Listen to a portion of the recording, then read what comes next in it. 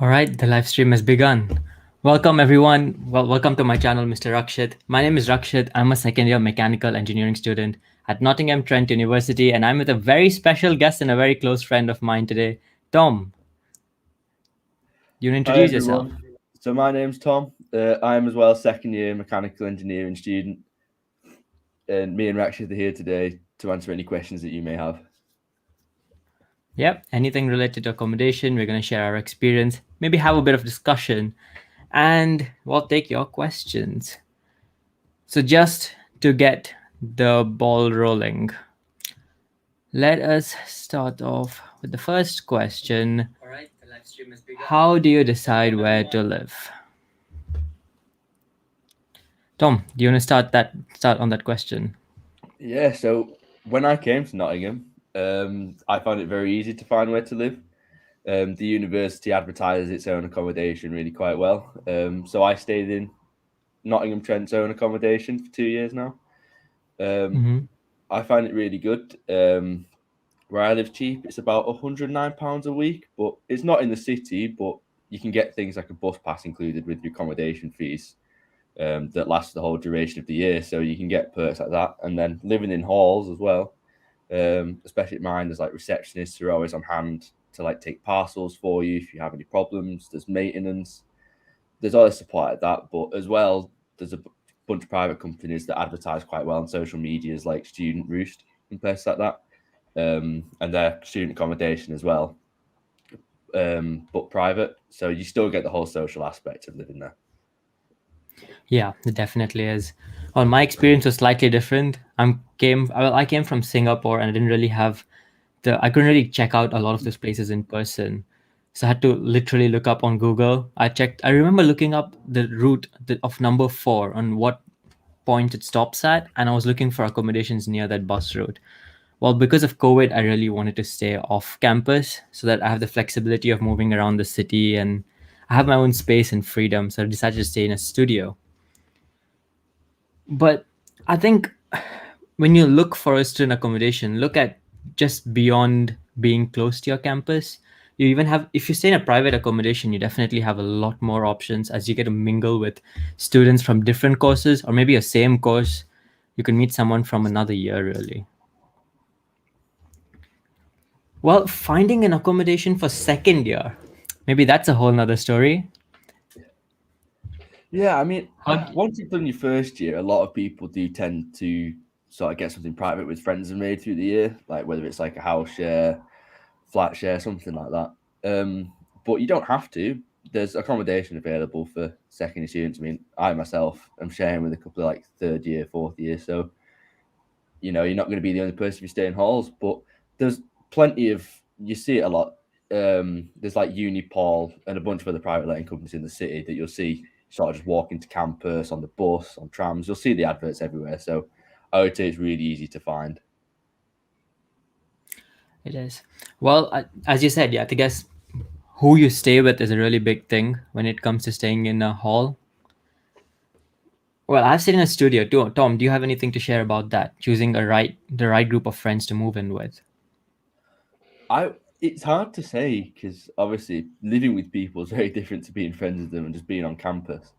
But if you feel like you guys can live together and it'd go well, then I'd say definitely try it because obviously you get to choose who you live with. Whereas when you go for a hall like I'm in, like the kitchen's shared, your toilets are shared, things like that. Obviously, you don't get to choose who you share with, Mm-hmm. which doesn't mean I don't like my flatmates. Don't get me wrong, but um, obviously in my first year, you can get some experiences where obviously people have different ideas of how to live and things like that. So by picking, it could be something that you might prefer over just sort of randomly picking a room and living with whoever you get paired with, basically. That is definitely true. And even in terms of safety, like if you're living in a house, living with few people would probably be better than living alone. Yeah, absolutely. Well, utilities and parking. When you're getting your own flat, I think that's something to look into as well. Because utilities always add up on your bill. So make sure you look at your contracts and make sure they cover your utilities. Or if you have to pay your utilities, just approximate how much it would be based on the energy ratings of that flat. Apart from that, also noticed if your flat has a supply of gas, your bills generally tend to be lower than having just electricity. Is that the heating? Yeah, it'll be heating, and as well, I believe it depends on the oven you have as well, like whether that's electric or gas. That's the other application I can think of it.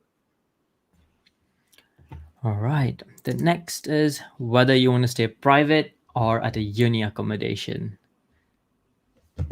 Well, I'll start sharing on this one. I would say first year private uni accommodation might be the best go. Now that COVID, we're kind of living with COVID. A uni accommodation, you're kind of forced to mingle, so you tend to make friends. You have a lot, you get exposure with different kind of people where you learn how to live with different people. You are also on campus, so you have access to all the campus facilities. You could just walk down to the library anytime you want, spend the night at the library, and just come back to your room in early in the morning. I personally, in a way, I am also considering moving into the uni accommodation for my third year, just simply because third year is generally more demanding. So then I'm closer to the facilities, closer to the staff. Whenever I need help with any academic part of it, it just becomes easier for me. What do you think? I'd agree with you on the uni accommodation. I mean, I'm in uni accommodation that isn't on campus. It's one of the ones that's probably quite far away, but being a uni accommodation, you understand that. So they gave me a free bus pass to use on the buses. So it's literally just get on the bus and use a QR code, and I can go Mm. anywhere in the city basically with that. So it works out really good, and the uni tend to look after you. And as well, I found I wanted to go private for my second year, but a lot of places want you to have a guarantor as part of your contract, which means that you need someone named as if you miss a rent payment or you're behind on paying, they'll pick it up for you, which is something I struggled with my circumstances, my parents, things like that. So a lot of people will say that like private accommodation is nicer, like your room might be bigger than what I had in first year. It might be nice, it might be more modern, but it does tend to be a lot more expensive. So you've got to weigh up whether living further away for less money will be better. Um, so yeah, if you can get a guarantor for a first year, I would probably say yeah, go for private. It's closer. You're closer to everything you can do with your friends, meet new people. So for first year, I say that's really important. I also think when it comes to private, you have more luxurious options as well. So if you really have the budget for it, you'll see a lot of flamboyant accommodations out there, offering all sorts of things. Like they've got free breakfasts, cinema rooms. That's a very trendy thing, I think, with student accommodations. What else do they have? A lot of them have study lounges within the accommodation. They have events and all that happens. So there is a social element at private accommodations as well, but it does often come at a greater cost. All right. I guess that's it for student accommodations bit of it. Is there anything that we've missed out or anything we can add? I don't think you covered on the parking, but um, for my accommodation, it was quite easy. Mine has a big car park out the front, and I pay £200 a year for the permit to park there, which, considering where I am in Nottingham, is not bad at all. For the course of 44 weeks, it works out at less than £5. So you could be paying that for a day in some places. So if you can't find accommodation that has a permit included or a little bit extra on top, then yeah, you can definitely bring a car here. I use it to drive to work and go to the supermarket with it. I find it quite helpful having the option to have your car around. How about parking at uni? Parking at uni is you can do it, but I found that when you went on the online shop to go and get the parking permits, obviously there's a lot of students who do bring cars because they come from quite far away, so they do tend to sell quite quickly. So I just missed out. But for Clifton, you can definitely drive and sort of park nearby on some streets, but you just have to be careful with where you park so you don't get any fines or anything like that for not having a permit. And for the city, you could probably park in a big car park in the city, but it would be, quite expensive to do that every day. You'd probably start paying a lot of money quite quickly. Yeah, that is true. I've also seen navigating around the city is not as easy, at least driving around. I've seen a lot of news where people just get into the bus lanes and then they end up getting fines without Yeah, I some hate purpose. driving in the city. I always take the bus or the tram to city. It's just so much easier and That is cheaper too. true. Right. Next question. What are the food options like on campus and within Nottingham? This is a question from a good friend of mine again, Bebin. All right. So, Food options. so for me, Yeah. um, Hmm. I would say campus is. I mean, my experience in Clifton's pretty good. So the section where you can get like more like snack type things like sandwiches, paninis, crisps, all that kind of thing. But in there as well, there's another place that's like sit down meals. So there's like a mock Subway in there if you want to get that. They do things like fried chicken, pizzas, special pastas, fish and chips. There's quite a big variety. It does change, but as well, I find that on campus I do bring my own food. There's access to like a microwave and hot water, things like that. So I do tend to just bring in food from home as well. It's just a bit cheaper as well, and it's nice to mix it up instead of just falling into that routine and spending money every day. That is definitely true. I do remember when I was back at uni for the EROS, the internship bit during summer. It was just so busy I couldn't cook. That's when I probably started trying out the uni, the all the different food options at uni. I think we've got at Clifton we've got the point. So the students' union serves some pizzas, burgers, and all that over there. And I love the mini Subway thing. They've got really nice baguettes and some really nice falafel. At least I'm vegetarian, so they've got good falafel options, hummus, zucchinis. They've got everything. It's really good. I've also seen that they have different cuisines as well. They've got within the main area of the refectory at the pavilion. They've got they occasionally have Indian food as well. I've seen it. Yeah, I I've have tried seen it it. before. Yeah, they have had like curries and things like that. And they've got pizzas and pastas every day. And on the other side, I think the speciality of the mains or something like that. Yes. They So do I've had breakfast as well. So if you're on campus early, so you want a breakfast, you can do that as well. There is really a lot of choice on campus, I find. that's probably where I had my first proper British food. I had this really nice pie once, a few days back at Clifton on the refectory. That was good. City campus. Have you ever had anything at City? I The never City have campus. been. No, I've never really been to city campus myself. I only really go City. for the library, and I've not eaten at the cafe there, so that's There all is a I've heard. Starbucks at the library though. That's really good. Yeah, that's the best place. Like if you've got free time, just head down to City Library. There's just loads of space to sit down, and there are so many books. It's a huge library. Yeah, and if you just even wanted to Um, chill out, there's a big rooftop library as well up there. there is. That is really nice. I think they've opened that up now. I think so. Yeah. I mean, I wouldn't want to go with how cold it is, but it's a nice option to have. Mm. Um, Food options is also World Kitchen at City Campus and something similar to Refractory, or it might be called the Refractory itself. There's one on the ground floor and one on, I think, the second floor. That's where the World Kitchen is. Apart from that, there is, I think it's Goldsmiths, the Goldsmiths building, just somewhere opposite the Newton. It's a beautiful aesthetic cafe. And if you haven't checked it out, you definitely must. It looks really good, and I've heard the food there is really great as well. I don't know about us, but a lot of campus from city, lot of city campus students, they actually get credits on their card, so they can spend it on all these food outlets. Being SST students, so I thought we have the grant, don't we? So I think we could do the same thing because we got £20 in our student card. But we can only use that for printing. I was curious. I went down and I tried it. Simply didn't Yeah, work. that's so lucky. That is that's so cool. But yeah, I think all food cover options are pretty much covered. Within Nottingham as a city, I think the food options are great. They've got, I guess, every sort of cuisine you can imagine, all the way from Chinese to some great British food. And even for Indian, my favorite is probably Bombay Bridge food. I've Yeah, probably I said will that in echo a. that. It is so good. This isn't even sponsored by them. I'm just obsessed with their food. It's really good. All right. Hmm.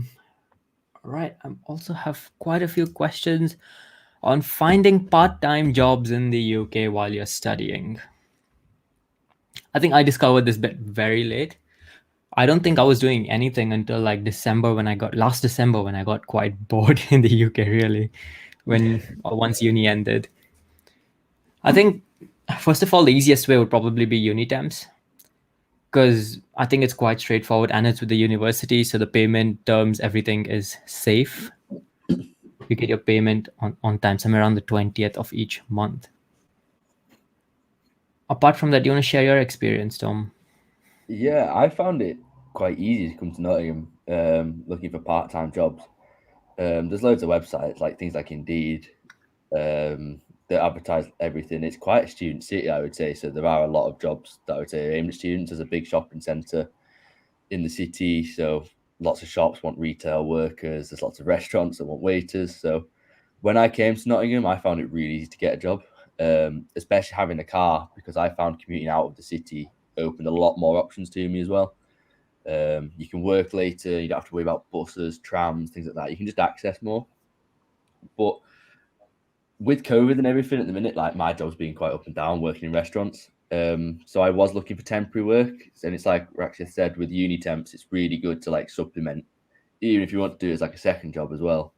Um, and I find it really easy. They advertise But all when the it time comes to about students. second job, Sorry. there's a catch when it comes to second job, isn't there? I think on the Yeah, tax is something you come under a different bracket. yeah. Any second job is taxed. I can't remember the rate, but it does still add up to your earnings in the end.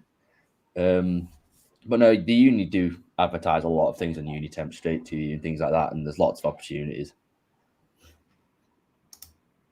Yeah, they definitely are. There's even another app called Stint, which was created by students for students. They just get like ad hoc jobs. Sometimes it's waiters, event assisting with events, those kind of stuff. So they usually pay around £8 minimum wage really an hour, and it goes up to sometimes even £14 an hour when there's like a last minute role that's come up and they can't find someone to take it. But apart from that, what I've noticed is that there are a lot of opportunities in Nottingham. A lot of people are hiring. You could see those boards up, but there are also a lot of employers like all those big chains, Zara, H&M, and all of them. They usually hire, but they don't put up any boards. You really got to go in and pass on your CV and a cover letter.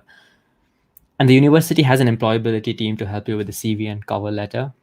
Mhm. So then there are those opportunities. You just have to really put in the effort and go ask for those jobs or go ask if there are any opportunities available. And along those lines, how difficult is it to find a placement? I would say that looking for a placement, I haven't really struggled to consider that I'm not on a course for a specific placement year. Um, so I myself, we have a big intranet thing called In Place it's got hundreds of advertisements on. Like you can filter by engineering for me specifically, and they're all over the country, multiple roles, multiple positions for like the same one. So I've applied to many, and there's opportunities to come up with like Mercedes F1 teams. There's automotive, aerospace. There's all sorts available. And as well as myself, I'm in the final stage of an interview process now with a company called Cummins. Um, and to say that I'm not Congratulations. on course for the placement year, it's the process has been really simple. It's been really straightforward. I emailed employability to make sure I still do a placement. It's like, yeah, absolutely. So if you really want a placement and you put your heart into it, you'll definitely start hearing back from companies. I would definitely say so. It definitely is a competitive process and getting through is quite hard. But I mean, there is support along the way. So you just have to make use of all the resources available and the university will help you get your placement. But also And don't if, take it for granted. yeah, and if you don't get one, I wouldn't worry because obviously, like Rashid said, they are really competitive. So if you get turned down, it's not because you're not good enough. It's just that it's so competitive. you know, that a lot of these places can choose to be picky, dare I say it, because they've really got to filter down like thousands and thousands of applicants into like a small group to interview. But they always give you feedback, I find, to help you try and secure other placements. They don't just sort of leave your application and don't tell you anything, and that's it. So it's like they do try to help you to try and get that experience, I find, even when I've been turned down. That definitely is true. And even when it comes to like the different opportunities, I think when you got a free time, right? If you develop, I think employers just want to see you doing actively doing things, taking part in different activities at university, and that way, as you just start building your CV, and when you're engaged and take part in the university's activities, the chance of you getting a placement or a job later also Mhm. becomes much easier. Yeah, a lot of the questions they ask for placements are like, what projects have you done at uni? Like, what extracurriculars that relate to the placements you're applying for? How do they relate? What experiences do you have? Where do you want your career to go? They ask you like prospectively what you want to do. So yeah, I would definitely say get involved with like everything with the uni. Well, not everything, but the things you enjoy. Obviously, want to try and dictate your career towards because they really do help. I find with my placement applications. That way, I really love how our curriculum, at least for engineering, is designed. The grand challenge, pretty much, you can use every aspect of that in an interview. Mhm. And then our formula student within engineering, where we're building a Formula One car, that's a good opportunity where you're already taking part in a project. There's drone society, there's so many opportunities that keep happening, which is a great platform really for you to build your CVs. And that brings us to the next question. I think bits of this was already answered. Employment after studies.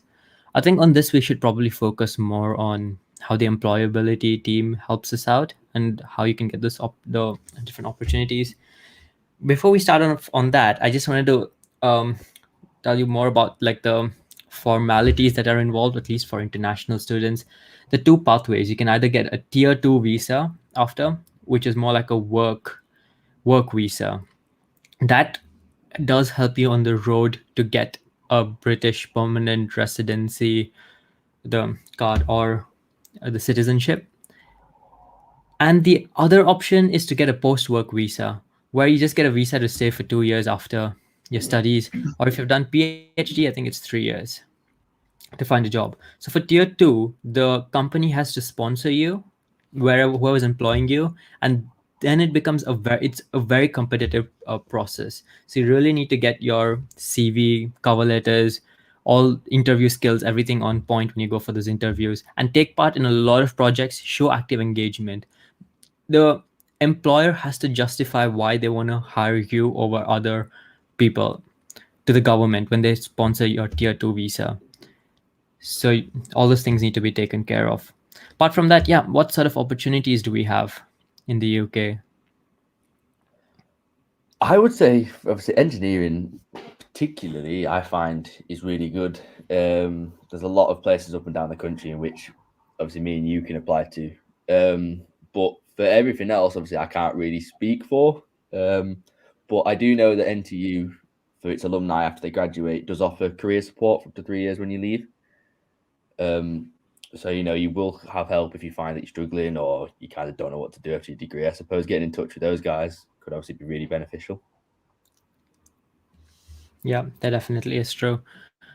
Opportunities wise, I think it's endless. There's everything going on, all the way from smart technologies to even if you're doing fashion, like London's known for fashion. There's it's just a buzzing little bit, not even little, like Singapore's little. It's a big country. All right. Next, we've got a question about the sports facilities at NTU. I know you're a lot into sports. I'll let you start. Yeah, unfortunately, I'm into sports, but no, with the uni, there's so many different sports you can have. So, like, mine's quite a small sport that's played in the UK, but the university has a team for it.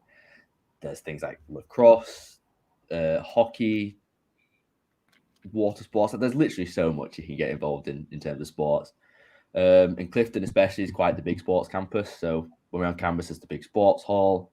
We were able to loan it out for a couple of hours to do a mentor activity at one point as well. So you can get involved in that. They offer gym memberships for your time interview. They offer personal training. There's fitness classes you can get involved in, tasting sessions, different sports. So for me, it was just £100 membership for my sport, and then that's it covered for the year. It's just a flat fee. And then with that, I was provided kit, and I get access. I don't know if this is the same for all the sports, but for mine in particular, I get access to some of the gyms as part of the membership as well. Mm-hmm. And as well, if you are quite gifted at sports and do quite well, you can get in things called performance squads, which tend to be like the first teams. So they can even offer you things like physiotherapy if you end up getting injured. There's personal training sort of directed at what you want to do, how to improve. So I would say the sports is a top quality here. Like, I have no complaints with them at all. That is true. I used to play badminton, and then there was a big break. And it's just because how nice the facilities are, and it's like a platform. They help you grow within whichever sport you like to play. And the gyms, yeah, they're really good. We've got two gyms, I think, within our Clifton campus, within the Lee Westwood Sports Center. One is like the free weights area or something, and the other has all the machines. Yeah, as well. And even if you study at Clifton, you're not limited to only the gym at Clifton. You can use the one in City as well. It's not like you Speaking must of go the to this city, one. they've got the climbing wall there. Yeah, there's a lot in terms of sport. And even the gym membership price, it isn't much. If there, I think there are two pathways. You can either take the sports membership side or the gym membership, which kind of give you the gym membership gives you the access to all the gyms and all the facilities, and the sports one includes the training, if I'm not wrong, right? Or Yeah, something the like that. sports has your training sessions, match kit, transport to games, things like that, all included in it.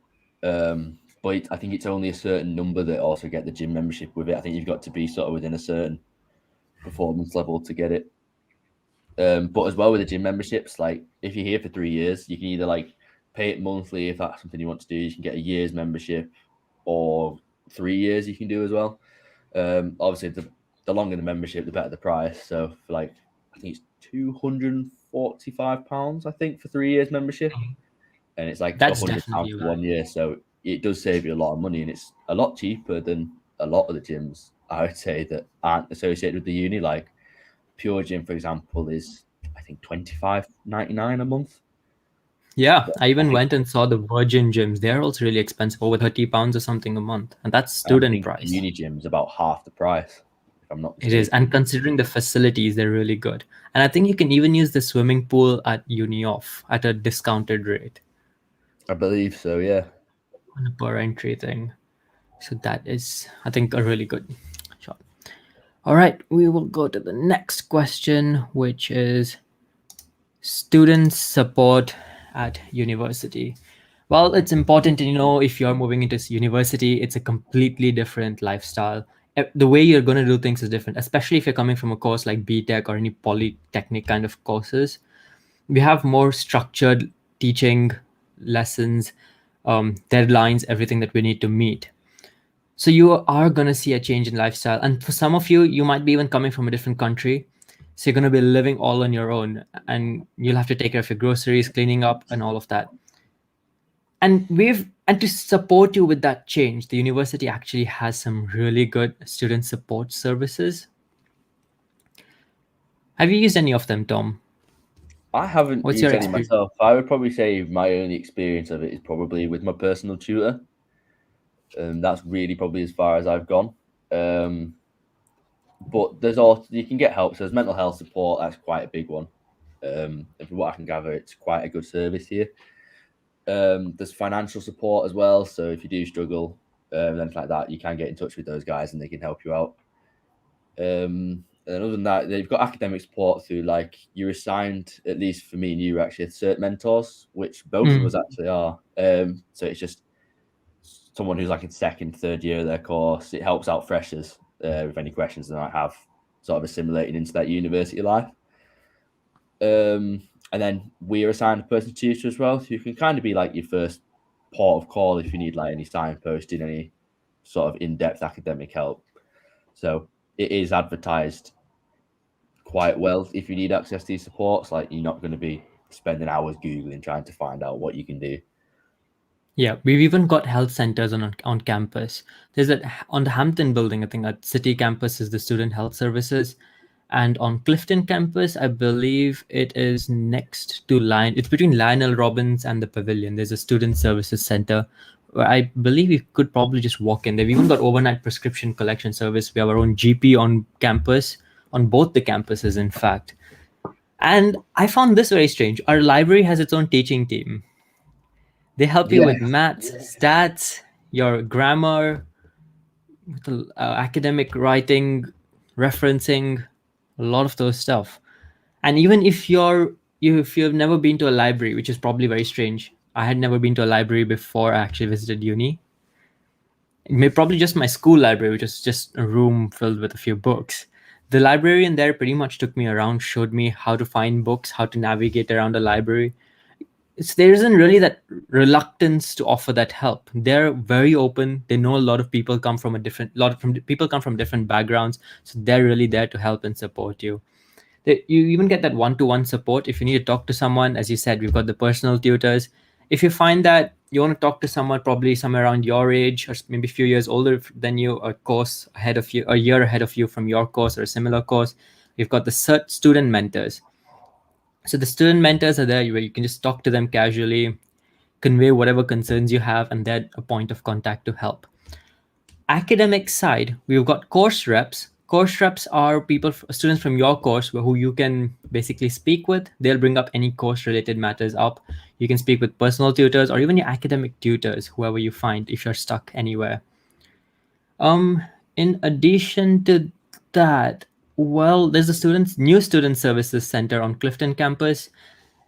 If there's any other problem that you face apart from non-academic side, you can just approach them and they're really there to help you. They'll signpost you in the right direction. The students union is also a great place. In fact, I think last year they had this issue where the university had to the students wanted the university to reimburse, I think, for the rent during the lockdown. So the students union on behalf of the students actually spoke with the university's management and they got the rent waived off. So there are actually a very good place to get help, the students union. And the students union reception is located at both the city. The city is at, I think, under Byron, if I'm not wrong. The students unions, you can just walk in and ask them for help. And on Clifton, they're located at just opposite the point next to the print shop. And they're at Brackenhurst as well. I'll be very honest, I'm not very sure about Brackenhurst campus, but they are located somewhere within the Brackenhurst campus as well. I think I had this really nice, very good experience in terms of student support during my first year. One of our lectures, I think it was the reverse engineering project that we were doing, I had no idea how to write an academic paper very well, or at least how to structure it and all that. So one of the lecturers, he actually spent some time with me during when we had the lockdown, when all the classes were online, and he taught me how to structure it, how to do it. He was showing me some bits that he had done, and that really helped me do very well when it comes to academic writing. I can't thank him enough, because if it wasn't for him, I probably wouldn't have put in the effort to really learn how to do it. So that was a great learning opportunity. Have you ever contacted any lecturers for help? How have they responded? I found, yeah, it was the same lecturer actually. For the first one, it was you do writing stuff at school, I found, but like when you came to uni, obviously academic writing and report writing, and some of the software we had to do for one of my modules, it was just like, oh my god, like I know nothing, I don't know how to do any of this. So I emailed him out of hours, and it was on a weekend as well. And by Sunday morning, he was like, sure thing. Meet with me at so and so time in the week, and he just sat down and explained everything. He was screen sharing, so I could see what he was doing. And as well, he didn't just sit there and just explain to me, this is what it does. Like, he just let me have a go and actually learn by doing. So I find a lot of the lecturers are really good. If you have any problems, let them know, and they're more than happy to help you. I think that would be a very strong point about our university, like the kind of support that they give. It's just you just have to ask for it really. The second you ask for it, the lecturer knows you're struggling at it. And for some of my assignments, they even followed up with me after, like, are you able to do this? Is everything all right? Even I think even the HMI, the human machine interface report, one of that we were writing, I kind of the classes were pretty confusing. So when it came to report, that's probably when I put in more effort to understand what was happening. And I wrote a report that was completely unrelated to how we actually had to do it. So I just quickly called up the lecturer. I mean, I texted the lecturer. He immediately got back, set up a meeting, and he went through everything and he just told me it was absolute rubbish. You have to do it all over again. But the very fact that he took that time, saw the report, and told me it was rubbish and to do it again, if I didn't do that, I don't think my grade it would have reflected well on my grade for that. And he even guided me on how to do it. He spent that time after. And I think almost all our modules have had this kind of experience. It's just a matter of asking. Those who ask for the help, they get it instantly, and there isn't really much of a barrier there. All right. Let me just check if we've got any other questions. Right, if not, traveling in the UK. So this is more of two bits. One is within Nottingham, and then we'll get to traveling around the UK. Maybe if you're free time, or if you live in the UK and you want to come down to Nottingham, how you can come down. All right, traveling within the UK. I honestly love the bus. The bus services are quite on time, punctual. The services are great.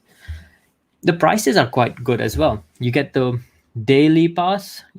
You get each each visit pass, or each time you travel. In I found the concept in UK a bit weird because the buses you just pay once on entry. You can get down wherever you want. But in other countries, the system is quite different. You actually have to tap a card in when you enter and tap out when you exit, and you pay for the travel duration. But the thing in the UK is that you just pay once wherever you get in, and you just get down wherever you want. That is quite fascinating. Apart from that, you get the individual travel pass, day pass, which is about £1.70. There is the day pass, about £4.2 for the bus. You can get the monthly pass, as well as a yearly pass, which I think is more value for money. Yeah, absolutely. How I much have is a the year yearly pass. pass? Do you remember? The year pass is 259. See that or 249, but it's literally unlimited bus travel on any Nottingham City Transport bus. And you can go quite far from Nottingham on those buses. So I'd say And it's definitely good value as well. and you can even travel to Brackenhurst campus. Like if you're sometime around the exam period and you really want a silent place to study, just take a bus from somewhere around the city. I think it's somewhere near Victoria Centre, I and it think takes you straight to Brackenhurst campus. The library is really nice. It's more of a rural environment, and the library is so spacious and very green. That's the first impression leaving the city. Nottingham also has trams. The trams are very good as well. The tram, well, I haven't used it much, so I can't really say. But if you're living at Uni of Nottingham, the tram I think goes straight in towards the Jubilee campus, I believe, or the Power campus from the it city stops, centre. it stops just over the road, I believe, near the hospital, because that's part of the university campus as well. So it stops there, and it's literally just 10-minute walk and you're straight at the heart of Jubilee campus. Yeah, it takes you around most of the places. So the tram is quite great as well. The tram is more like a good way if you can avoid the traffic, because the bus sometimes gets stuck in the traffic jams. But the trams are pretty much they're just convenient that way. Once they go to the outskirts, they're on their own independent track. So they're just like a train that just zooms along. So that's a good option. They also have the yearly pass. All these passes are usually discounted the first few weeks of uni, and then the prices go up by a few pounds. So I would say during the freshers time, usually they have all booths set up. The NCTX, that's the Nottingham City Transport, the ones who run the main bus operator there. They set up a booth at the freshers fair, as well as the tram operator NetGo. So you can get your passes over there for a very good price. Apart from that, there you can even commute using Uber, taxis, and your own car. What do you think of getting your own car? Is it worth it? I would say yes if you already have one. If you had to get one and then insure, tax, MOT, and everything like this, it's probably going to be very expensive. But if you're like me and you had one when you came to uni anyway, I would definitely say bring it, because as well you have the option to get on the bus, trams. There's like electric scooters you can rent as well. But if you're really in a rush and you need to get somewhere, it is extremely helpful to just get in the car and go. And as well, you don't have to wait with buses. You can go almost where you want when you want to. So yeah, I would say it's a very good option to have if you can have it like me and have quite a good deal for a parking permit. It's definitely very worthwhile to bring a car. That definitely is true. And I've even been telling everyone, try cycling. Cycling is a good option, keeps you fit. Well, just make sure it isn't raining when you cycle because you won't have the best experience. Trust me, I tried putting on a raincoat and cycling to uni. And I remember putting plastic bags over my shoes to keep it dry. Oh, there are just puddles everywhere. But when on a sunny day, during summer, I can't emphasize enough. Cycling is the best way to get to uni. There's no traffic from the city. There's cycle lanes all the way to Clifton campus, so you have nothing to worry about. And you don't even have to worry about the morning rush because the buses sometimes get really full, so they tend to just skip the stops and just go off. So you have to wait for the next bus, and that would probably be about 7 to 8 minutes away. And when you're running late to uni, that 7 to 8 minutes is stressful, to say the least. Cycling just avoids all of that. And these days, I'm not sure if it's legal, but there are even those e-scooters. People use those around to get around Nottingham.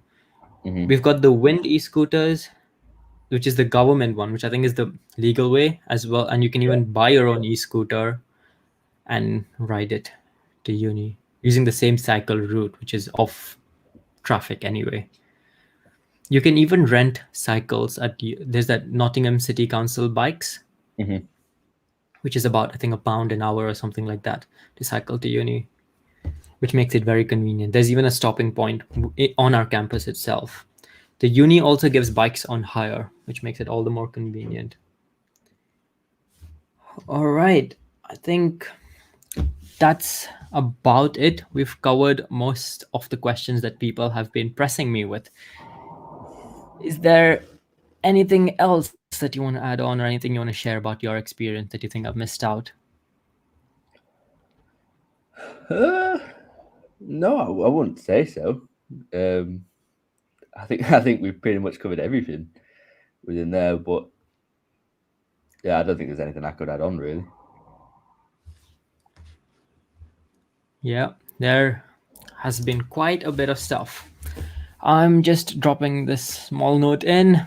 Do support this channel by subscribing to my channel. And don't forget to like it. It does help out the YouTube algorithm. Most of my viewers are surprisingly unsubscribed, so please do subscribe. It helps me make more amazing content for all of you. Well, I guess we've come to the end of the stream, Tom. Thank you so much for joining me today. You're welcome, and I just hope that my experiences and stuff have helped you guys. Yeah. Thank you so much, everyone. And well, have a nice day.